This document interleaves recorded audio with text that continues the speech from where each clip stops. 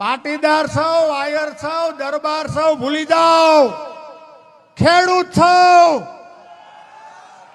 મારા દાદા બાપુએ તગારા હારીને જે જમીનો હરખી કરી, રાજા રજવાડાએ મોટું મન રાખીને ખેડૂતને જમીન આપી દીધી ભલામણા.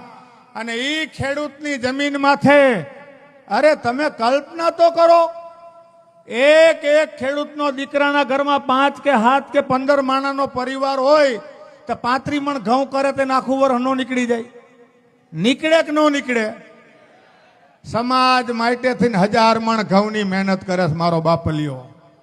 અને જ્યારે ઈ ખેડૂતનું અન્ન ખાધા પછી તમે ગાંધીનગર બેઠા બેઠા એર કન્ડિશન ઓફિસમાં ખેડૂતની વેદના નો સાંભળો ને તો તમારાથી મોટા કોઈ નુગરા નથી ભલામણા.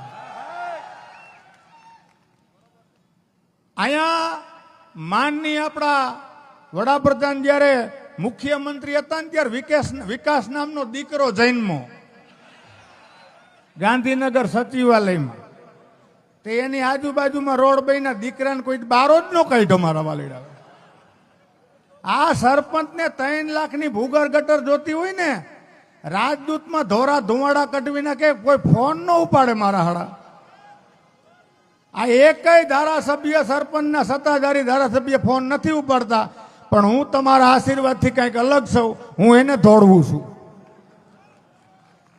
જનતાના આશીર્વાદ મેં લીધા છે. હું કોઈ પાર્ટીથી, કોઈના ટેકાથી અહીં નથી બેઠો. મારા બાપ તમારા લોકોના ચરણોની રજ છું ને એટલે અહીં બેઠો છું. અત્યારે તમારી સામે ઊભો છું. અમારી હું ઓકાત આ